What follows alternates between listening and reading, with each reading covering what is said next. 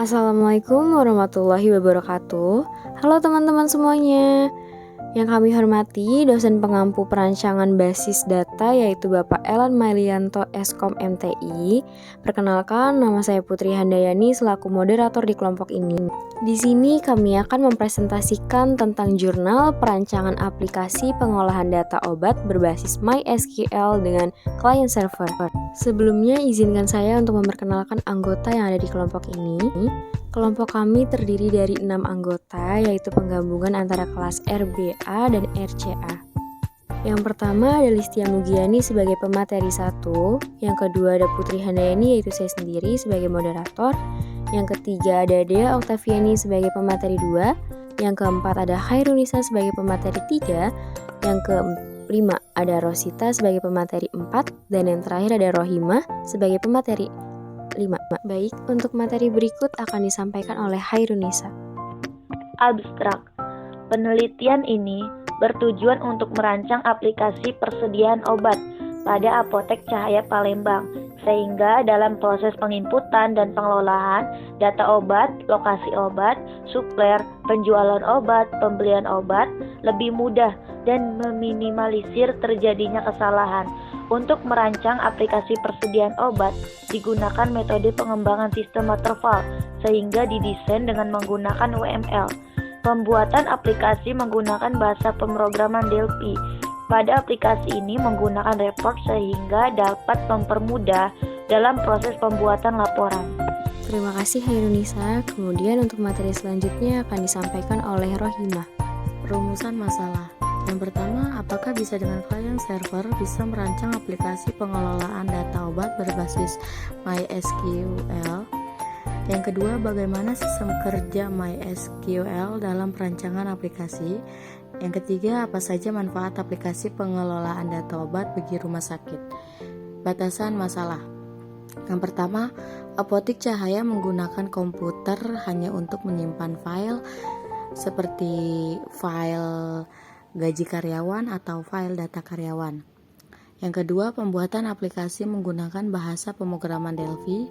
Yang ketiga, sistem pengelolaan data obat ini dibangun dengan client server.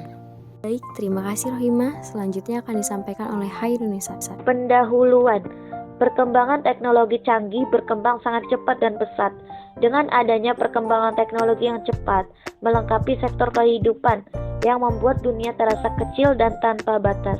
Komputer adalah salah satu produk teknologi canggih yang menjadikan setiap orang di mana saja dan kapan saja bisa mendapatkan informasi yang sangat cepat dan akurat. Pada Apotek Cahaya, komputer digunakan hanya untuk menyimpan file seperti file gaji karyawan dan file data karyawan. File-file tersebut disimpan menggunakan aplikasi yang sangat sederhana. Sedangkan pengelolaan data persediaan obat pada Apotek Cahaya sudah menggunakan sistem komputerisasi tetapi belum menggunakan secara optimal karena masih menggunakan aplikasi Word dan Excel yang belum dilengkapi dengan database.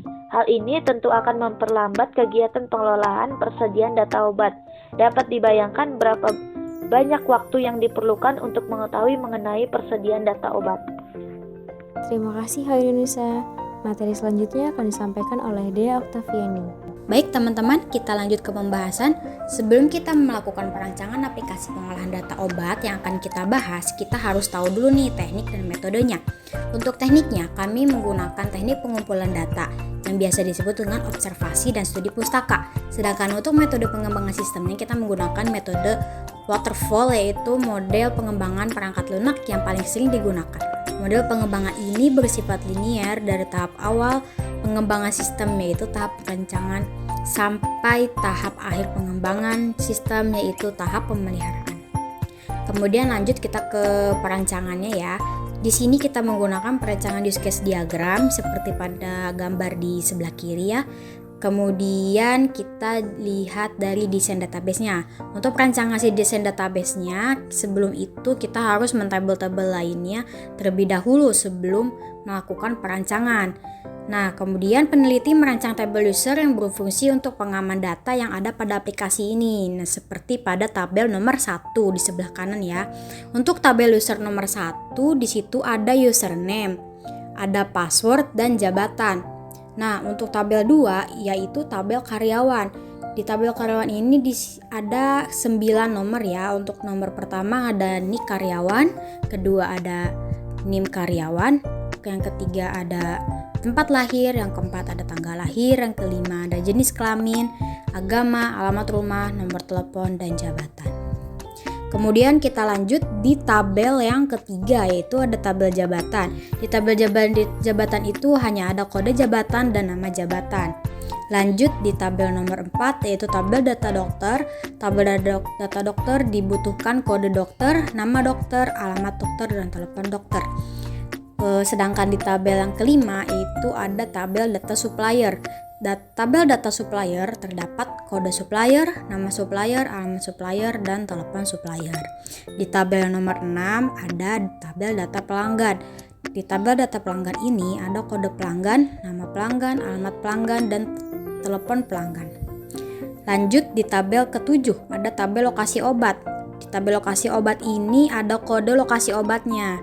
Ya, lalu di yang kedua, nomor 2 ada nama lokasi obat. Lanjut yang ke-8 ada tabel obatnya. Di tabel obat itu ada kode obat, nama lokasi obat, harga obat, jumlah obat, dan tanggal expire. Lanjut yang terakhir di tabel nomor 9 ada tabel pembelian. Di tabel pembelian ini ada kode beli, ada nomor nota beli, ada nama obat, ada nama supplier, harga beli, jumlah beli, dan tanggal beli. Jadi semuanya untuk database kita memerlukan 9 tabel. Baik, terima kasih deh ya. Semangat sekali pembawaannya. Selanjutnya akan dilanjutkan oleh Listia Mugiani. Perancangan sistem aplikasi terdiri dari 6 menu, yaitu menu file, menu input data, menu obat, menu transaksi, dan health.